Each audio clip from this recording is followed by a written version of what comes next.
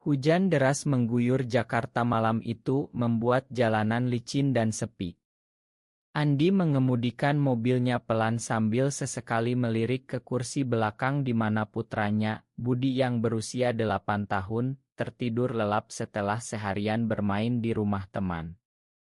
Tiba-tiba matanya tertumbuk pada sosok seorang pria muda yang berdiri sendirian di trotoar, tubuhnya basah kuyup dan bahunya terguncang karena tangisan yang tak tertahankan.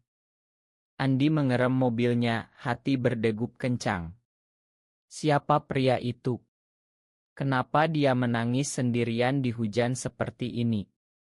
Dengan ragu Andi turun dari mobil, membawa payung besar yang biasa dia gunakan untuk Budi, dan mendekati pria itu.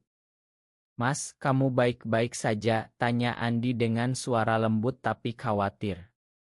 Pria itu mengangkat wajahnya, mata merahnya penuh air mata bercampur air hujan. "Pergi saja, Mas. Saya tidak apa-apa," jawabnya dengan suara parau, tapi Andi tidak bisa meninggalkannya begitu saja. "Hujan semakin deras, kamu bisa masuk ke mobil dulu, setidaknya sampai hujan reda," kata Andi lagi sambil membuka payung lebih lebar. Pria itu akhirnya mengangguk lemah dan mengikuti Andi ke mobil. Di dalam, udara hangat membuat pria itu sedikit tenang. "Nama saya Dimas," katanya pelan sambil menyeka wajah. "Saya perawat di rumah sakit dekat sini." Andi tersenyum tipis. "Saya Andi. Ini Budi, anak saya." Dimas melirik ke belakang dan matanya sedikit melebar melihat anak kecil yang tidur nyenyak. Malam itu, di dalam mobil yang parkir di pinggir jalan, mereka berbincang singkat. Dimas menceritakan bahwa hari itu dia kehilangan pasien kecil karena komplikasi, dan telepon dari keluarganya di Bandung semakin membuatnya hancur karena terus didesak menikah. Andi mendengarkan tanpa menghakimi. Dia tahu betul rasanya menyimpan rahasia besar sendirian. Ketika hujan mulai reda, Dimas turun dan berterima kasih. "Mungkin kita bisa bertemu lagi," kata Dimas sebelum pergi.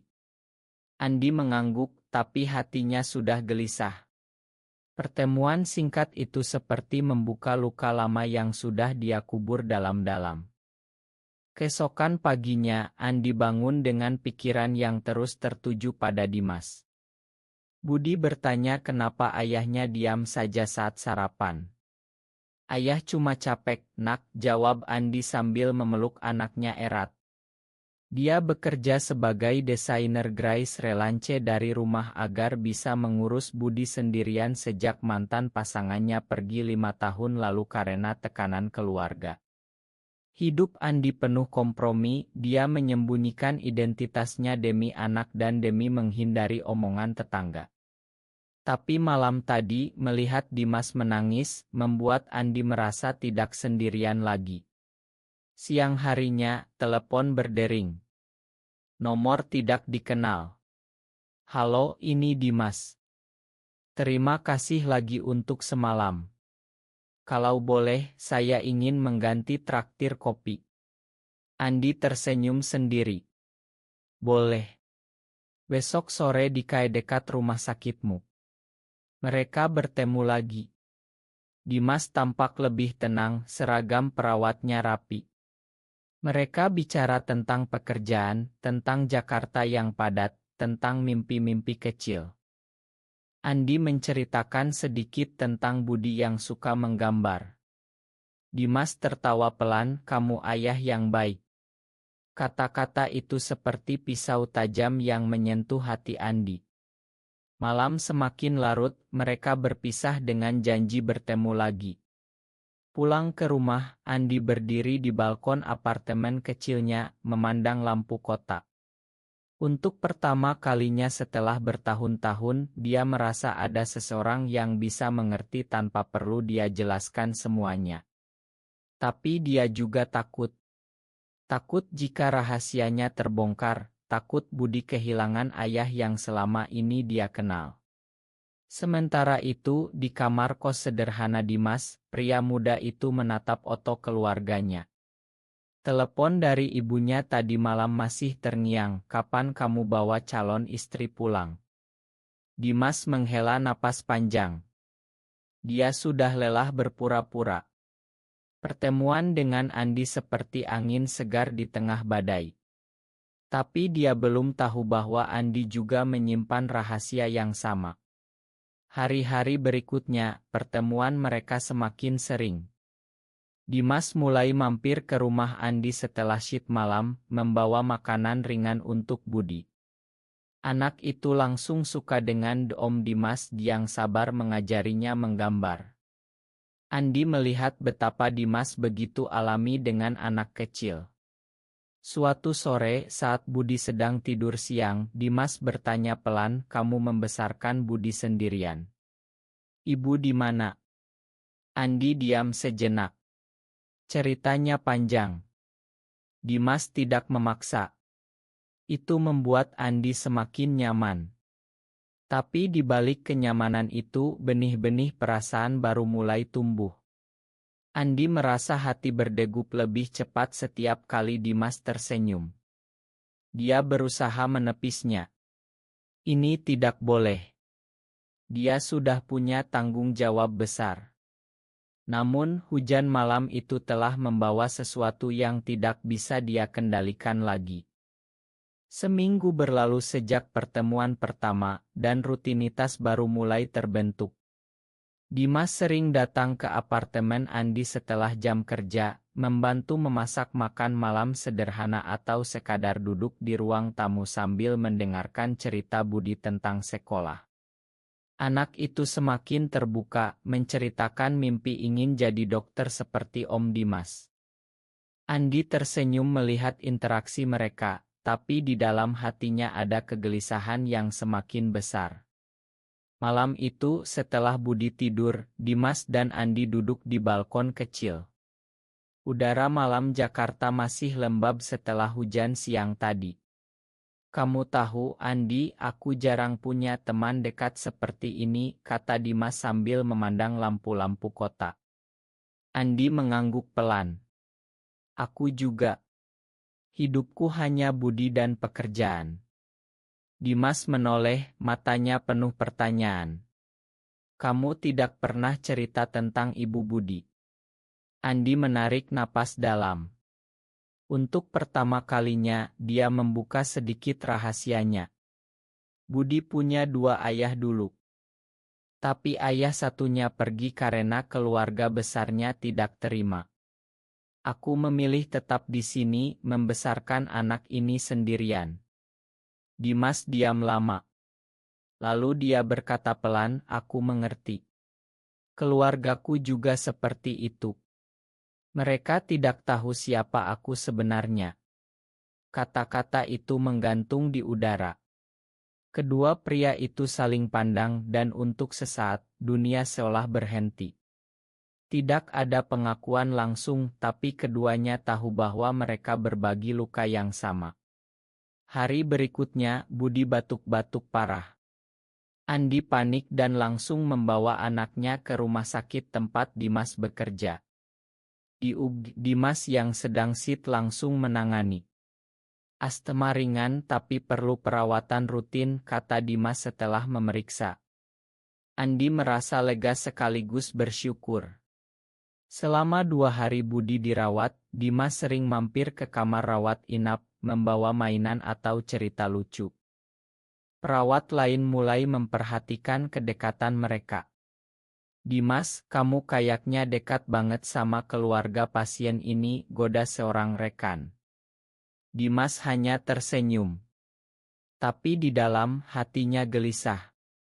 Keluarganya di Bandung mulai curiga karena dia jarang pulang.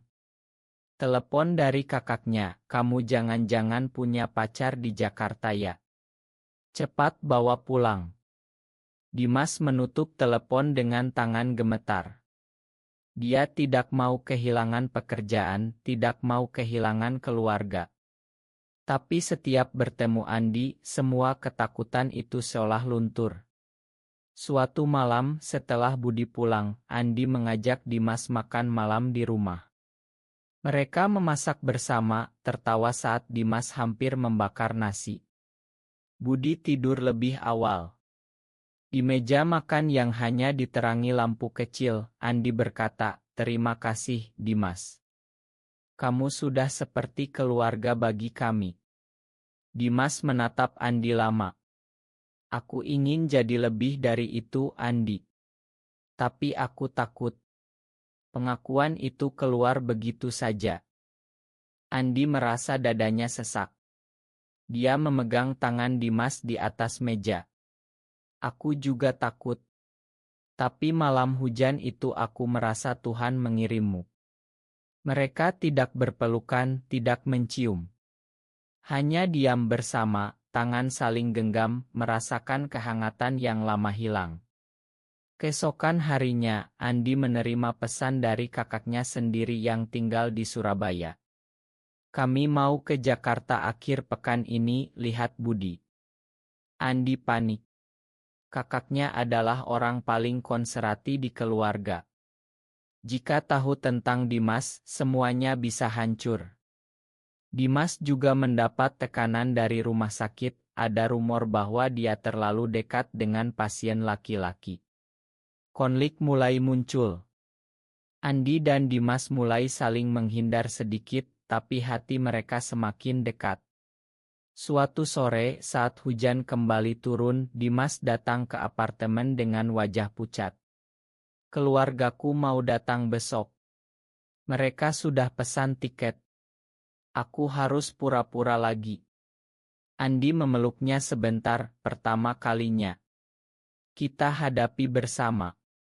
Pertemanan mereka mulai berubah menjadi sesuatu yang lebih dalam, tapi jalan masih panjang dan penuh duri. Akhir pekan tiba lebih cepat dari yang Andi bayangkan. Kakaknya, Rina, datang bersama suami dan dua anaknya. Rumah kecil Andi langsung ramai. Budi senang bertemu sepupu, tapi Andi tegang sepanjang hari. Dimas memilih menjauh, hanya mengirim pesan, "Aku di rumah sakit shift malam. Kabari kalau butuh." Malam pertama setelah anak-anak tidur, Rina menarik Andi ke dapur. "Kamu baik-baik saja, Dik? Kelihatan capek. Cari istri dong biar ada yang bantu urus Budi." Andi tersenyum kaku. "Aku bahagia kok, Kak." Tapi Rina tidak berhenti. "Kamu kan sudah 35 tahun. Jangan sampai Budi tumbuh tanpa ibu." Kata-kata itu seperti pisau. Andi ingat betapa dulu keluarganya menolak pasangannya dulu. Malam itu dia tidak bisa tidur. Besoknya, Dimas datang diam-diam sore hari saat Rina dan keluarga pergi jalan-jalan. Mereka duduk di kamar Andi berbicara pelan. "Aku hampir bilang semuanya ke kakakku," kata Andi. Dimas memegang bahunya. "Jangan dulu. Kita belum siap." Tapi mata Dimas juga penuh ketakutan. Shift malamnya semakin berat, seorang dokter senior mulai bertanya kenapa Dimas sering pulang pagi ke arah apartemen Andi. Rumor mulai beredar di rumah sakit. Suatu pagi Budi sakit lagi. Andi membawanya ke rumah sakit. Dimas menangani dengan profesional, tapi saat keluar ruangan, Rina yang kebetulan ikut karena khawatir melihat Dimas. "Siapa perawat itu? Kok dekat sekali dengan Budi?" tanya Rina curiga.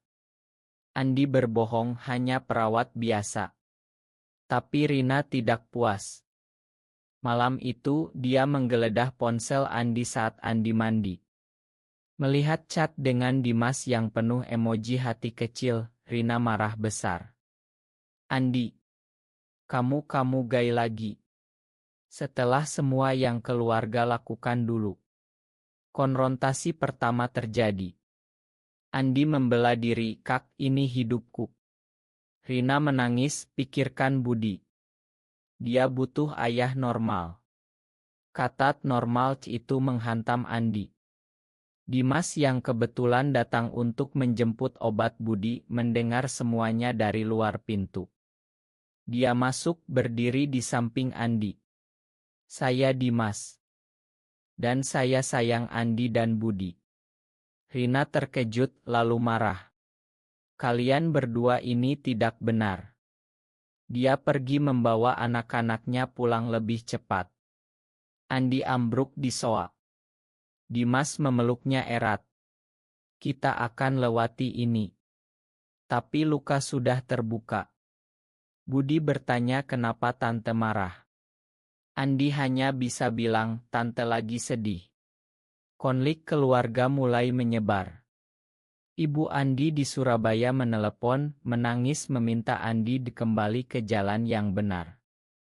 Dimas juga mendapat telepon dari ibunya, ada yang bilang kamu dekat dengan laki-laki. Jangan bikin malu keluarga.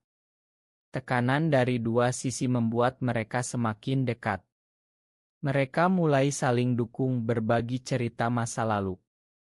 Andi menceritakan bagaimana dulu dia harus sembunyi selama bertahun-tahun.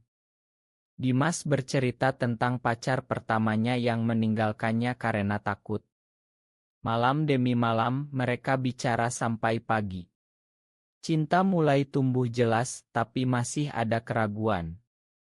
Apakah ini layak untuk Budi? Apakah mereka sanggup melawan seluruh dunia? Suatu hari, Dimas mengajak Andi dan Budi ke pantai Ancol akhir pekan. Di sana, jauh dari mata keluarga, mereka berjalan bertiga. Budi lari-lari di pasir. Dimas memegang tangan Andi sebentar. Aku ingin ini selamanya, bisiknya. Andi mengangguk. Tapi pulang malam itu pesan dari kakak Dimas, kami tahu semuanya. Pulang ke Bandung sekarang atau jangan harap pulang lagi. Krisis semakin dalam. Andi dan Dimas tahu pilihan harus diambil segera.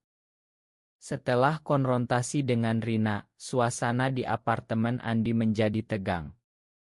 Budi sering bertanya tentang tante dan kenapa ayah jarang tersenyum. Andi berusaha tetap kuat, tapi setiap malam dia menangis sendirian di kamar. Dimas datang setiap malam setelah syit, membawa makanan dan pelukan hangat. Kita tidak salah, Andi, katanya berulang kali.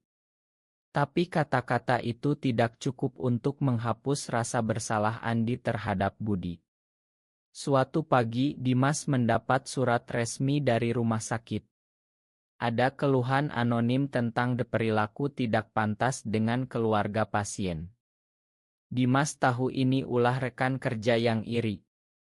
Dia dipanggil ke ruang kamu harus jelaskan hubunganmu dengan keluarga pasien Budi, kata atasan. Dimas membela diri, saya hanya membantu sebagai teman. Tapi dia diperingatkan keras. Pulang ke rumah Andi, Dimas menceritakan semuanya. Mungkin aku harus resign. Andi terkejut. Jangan. Ini pekerjaanmu.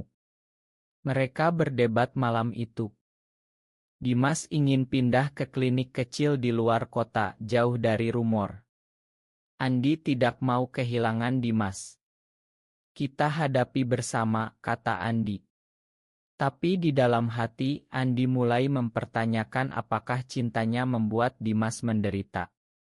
Akhir pekan berikutnya, ibu Dimas datang tiba-tiba ke Jakarta. Dimas terpaksa membawa ibunya ke apartemen Andi karena tidak ada tempat lain. Ibu Dimas langsung curiga melihat Andi yang ramah. Saat Dimas ke dapur, ibunya bertanya langsung ke Andi, kamu siapa sebenarnya buat anak saya? Andi diam, Dimas masuk dan akhirnya mengaku semuanya. Ibu, aku mencintai Andi. Kami berdua laki-laki, tapi ini asli. Ibu Dimas menangis histeris, memukul dada anaknya. Kamu sudah gila. Pulang sekarang. Dimas menolak. Aku tidak akan meninggalkan mereka. Ibu pulang dengan hati hancur, meninggalkan Dimas dengan luka baru. Andi memeluk Dimas yang menangis. Aku tidak mau kamu kehilangan keluarga karena aku. Dimas menggeleng. Keluarga yang mencintaiku akan menerima. Kalau tidak, aku pilih kamu dan Budi. Hubungan mereka semakin kuat, tapi ujian datang lagi. Budi mulai sekolah baru dan teman-temannya bertanya kenapa tidak ada ibu. Guru memanggil Andi untuk pertemuan. Ada rumor di sekolah tentang ayah Budi. Andi pulang dengan wajah pucat. Dimas mendengarkan dan mengusulkan mungkin kita pindah ke kota lain. Tapi Andi menolak. Aku tidak mau lari lagi. Mereka memutuskan untuk terbuka pelan-pelan. Dimas mulai mengajak Budi bermain bola di taman, menunjukkan bahwa ada orang dewasa lain yang peduli. Budi mulai memanggil Dimas Papa Dimas secara spontan suatu malam. Andi dan Dimas saling pandang, air mata mereka jatuh. Tapi kebahagiaan kecil itu terganggu ketika kakak Andi mengirim ide cal keluarga besar. Mereka semua menuntut Andi bertobat. Andi mematikan telepon. Malam itu, dia dan Dimas duduk di lantai berpelukan lama. Apa kita egois? Tanya Andi. Dimas menjawab, kita hanya ingin bahagia seperti orang lain. Pengorbanan mulai terasa. Dimas mengorbankan hubungan dengan ibunya, Andi mengorbankan kedamaian keluarga. Tapi cinta mereka tumbuh semakin dalam. Suatu hari, Dimas membawa cincin sederhana. Bukan pernikahan resmi, tapi janji kita. Andi menerimanya dengan tangis bahagia. Tapi badai belum selesai. Keluarga Dimas mengancam akan datang membawa paksa. Andi dan Dimas bersiap menghadapi konfrontasi besar. Konfrontasi besar datang lebih cepat dari yang mereka duga. Ibu dan kakak Dimas tiba di Jakarta dengan membawa dua sepupu laki-laki. Mereka langsung datang ke apartemen Andi sore hari saat Budi baru pulang sekolah. Dimas, keluar sekarang, teriak kakaknya dari depan pintu. Andi membuka pintu dengan tangan gemetar. Dimas berdiri di belakangnya. Budi bersembunyi di kamar. Ibu Dimas menangis, anakku, kamu sudah dirusak orang ini. Kakak Dimas mendorong masuk, ingin memukul Andi. Dimas melindungi Andi dengan tubuhnya. Jangan sentuh dia, teriak Dimas. Pertengkaran hebat terjadi. Tetangga mulai keluar melihat. Andi mencoba menjelaskan dengan tenang, kami saling mencintai. Budi juga butuh kami berdua. Tapi keluarga Dimas tidak mau dengar. Mereka menyeret Dimas keluar paksa. Andi mengejar, Budi menangis memanggil papa. Di parkiran, Dimas melawan. Aku tidak mau pulang. Ini hidupku. Ibu Dimas menangis terseduh, kamu bikin malu kami semua. Akhirnya polisi datang karena keributan. Semua dibawa ke kantor polisi untuk mediasi. Di sana, Andi dan Dimas duduk berdampingan, tangan saling genggam di bawah meja. Dimas berkata tegas di depan keluarganya, aku gay. Aku mencintai Andi. Kalau kalian tidak terima, aku rela kehilangan kalian. Kata-kata itu menghantam ibunya. Kakaknya marah besar. Mediasi berakhir tanpa kesepakatan. Keluarga Dimas pulang ke Bandung dengan ancaman tidak akan mengirim uang lagi.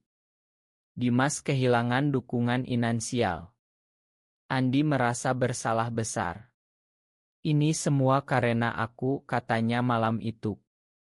Dimas memeluknya. Tidak. Ini pilihan aku. Hari-hari berikutnya penuh kesulitan. Dimas resign dari rumah sakit karena tekanan terus berlanjut. Dia mencari kerja di klinik swasta kecil. Gaji lebih kecil, tapi bebas. Andi bekerja lebih keras, menerima proyek desain malam hari. Budi melihat perubahan, tapi dia bahagia karena Papa Dimas tinggal bersama mereka sekarang. Suatu malam setelah Budi tidur, Andi dan Dimas berbicara panjang. "Aku ingin kita resmi tinggal bersama," kata Dimas. Andi mengangguk. "Tapi kita harus siap jika keluargaku juga datang." Benar saja, 2 minggu kemudian ibu Andi datang sendiri. Dia lebih tenang dari kakaknya. "Aku sudah tua, Andi. Aku hanya ingin kamu bahagia. Kalau Dimas membuatmu dan Budi bahagia, aku terima." Air mata Andi jatuh. Ibu memeluk Dimas. "Rawat anakku baik-baik." Itu adalah titik balik. Meski kakak Andi masih menolak, setidaknya satu anggota keluarga menerima. Dimas juga mendapat kabar dari adiknya di Bandung. Ibu mulai tenang. Mungkin lama-lama bisa terima. Harapan mulai muncul. Andi dan Dimas mulai merencanakan hidup baru. Mereka pindah ke apartemen lebih besar di pinggiran Jakarta, dekat sekolah Budi yang baru. Dimas bekerja di klinik anak-anak, cocok dengan siatnya yang penyayang. Andi membuka usaha desain kecil dari rumah. Kehidupan mulai stabil. Tapi luka lama masih ada. Dimas kadang menangis mengingat ibunya. Andi kadang merasa bersalah kepada Budi. Mereka saling sembuhkan dengan cinta yang dewasa dan sabar. Suatu sore di taman, Budi berlari ke pelukan mereka berdua. "Aku sayang Papa Andi dan Papa Dimas." Kata-kata polos itu menyembuhkan banyak luka. Mereka tahu perjuangan belum selesai, tapi mereka sudah lebih kuat. Setahun berlalu sejak pertemuan di bawah hujan deras itu. Kehidupan Andi, Dimas, dan Budi kini penuh warna. Apartemen baru mereka hangat dengan tawa setiap hari. Dimas sudah diangkat jadi kepala perawat di klinik anak. Andi sukses dengan usaha desainnya yang mulai dikenal. Budi tumbuh sehat, sering menggambar keluarga bertiga. Tapi masyarakat masih kadang menatap aneh saat mereka bertiga jalan. Andi dan Dimas belajar mengabaikan. Suatu hari ibu Dimas menelepon. Suaranya gemetar. "Dimas, ibu rindu. Bisa pulang sebentar?" Dimas menangis bahagia. Dia dan Andi memutuskan pulang ke Bandung bersama Budi. Di sana ibu Dimas memeluk anaknya lama. "Makan ibu." Kakak Dimas masih kaku, tapi setidaknya tidak mengusir. Keluarga mulai belajar menerima pelan-pelan. Pulang ke Jakarta, Andi mendapat telepon dari kakaknya Rina. "Aku lihat postinganmu tentang Budi. Dia kelihatan bahagia. Makan kakak dulu." Andi tersenyum. Pengampunan mulai mengalir. Tapi ujian terakhir datang saat Budi dibully di sekolah karena punya 2 papa. Andi dan Dimas datang ke sekolah, berbicara dengan guru dan orang tua lain. "Kami hanya ingin anak kami bahagia," kata Andi tegas. Beberapa orang tua mengerti, yang lain masih menolak. Tapi Budi pulang dengan kepala tegak. "Aku bangga punya Papa Andi dan Papa Dimas." Malam itu, ketiga mereka duduk di balkon, memandang bintang. Dimas memegang tangan Andi. "Kita sudah lewati banyak." Andi mengangguk. "Dan kita masih bersama." Cinta mereka bukan lagi rahasia. Mereka hidup terbuka, menjadi contoh bagi teman-teman baru di komunitas kecil yang sama. Budi tumbuh dengan pengertian bahwa cinta tidak mengenal gender. Tahun baru tiba, mereka merayakan kecil-kecilan di pantai. Dimas berlutut di pasir saat matahari terbenam. Andi, mau kita janji seumur hidup? Andi menangis sambil mengangguk. Budi bertepuk tangan. Hidup mereka bukan dongeng sempurna, tapi penuh kekuatan yang mereka bangun sendiri. Dari pertemuan di hujan, dua pria yang kesepian kini menjadi keluarga utuh. Apakah mencari kebahagiaan dengan pasangan sesama jenis selalu layak meski melawan seluruh norma masyarakat? Benar atau salah?